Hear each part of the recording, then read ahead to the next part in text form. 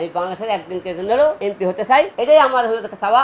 আপনারা সবাই জানেন আজকে সারা বাংলাদেশের লোক একটাই কথা, আজকে ইশরাক ভাইকে তার মনে করেন মেয়র পদ ফিরিয়ে দেওয়া হয়েছে।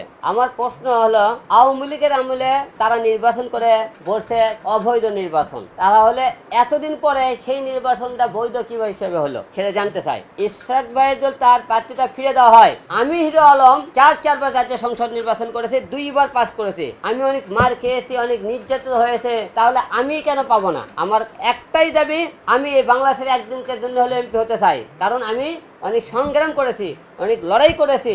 আপনারা সারা বাংলাদেশের লোক দেখেননি আমি কত মায়ের খেয়েছি, সংগ্রাম করেছি, তাহলে আমাকে কেন ফিরে দেওয়া হবে না? আর আমার প্রার্থীটা যদি ফিরে না দেওয়া হয়, আমাকে এমপি পদ যদি ফিরে না দেওয়া হয়, তাহলে বুঝবো আমার টাকা নাই, আমার ক্ষমতা নাই, এই জন্য আমাকে ফিরে দেওয়া হলো না। ইশরাক ভাইয়ের টাকা ছিল, তাদের ক্ষমতা ছিল, এই জন্য তারা এতদিন পরে তার প্রার্থীটা বৈধ হিসেবে তার মেয়র পদ ফিরিয়ে দেওয়া হয়েছে। আমি বাংলাদেশের লোকের কাছে একটাই প্রশ্ন করতে চাই, আমার জন্য মনে করেন সংগ্রাম লড়াই আপনারা দেখে থাকেন, তাহলে সবাই একটাই আপনারা জোরসে আওয়াজ তুলবেন, হিরো আলম এমপি চাই আমরা। আপনারা সবাই এমপি চান, আমি এমপি চাই, আমি বাংলাদেশের একদিনকে জন্য এমপি হতে চাই, এটাই আমার হলো চাওয়া, আর কোনো পাওয়া না। কারণ এই সরকারে আপনারা সবাই দেখেছেন, সারা বিশ্ব দেখেছে আমি কতটা নির্যাতিত হয়েছি, তাই অবশ্যই আপনারা আমার পক্ষে সবাই থাকবেন।